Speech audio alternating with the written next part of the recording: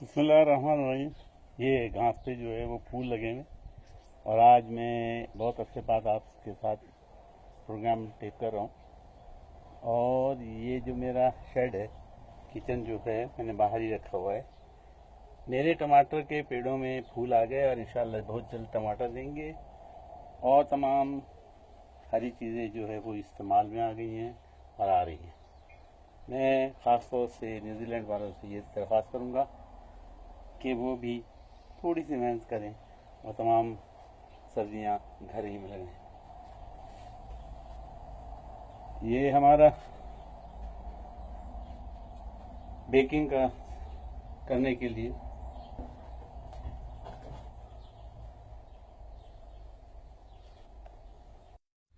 اور اوپر سے کالی مرچ کا چھڑکاؤ کریں۔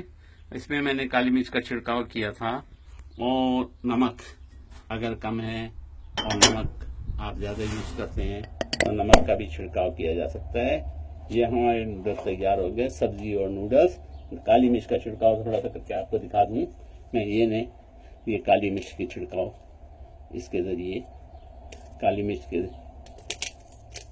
ذریعے یہ کالی مرچ کا چھڑکاؤ کیا، اور آخر میں نے اس پہ نیمبو کا تھوڑا سا 2-4 قطرے، یہ دیکھیے نیمبو، یہ دیکھیے 2-4 قطرے، تاکہ نمو گٹا۔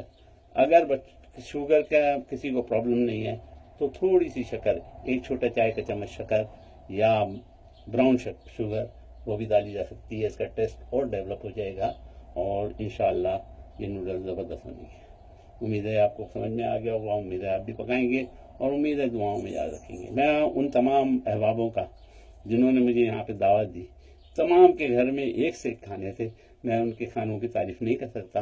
کسی کے یہاں میٹھا زبردست تھا، تو کسی کے یہاں بریانی، اور کسی کے یہاں بھنے ہوئے گوشت، اور کسی کے یہاں بھنی ہوئی مرغی، ایک سے ایک کھانے تھے۔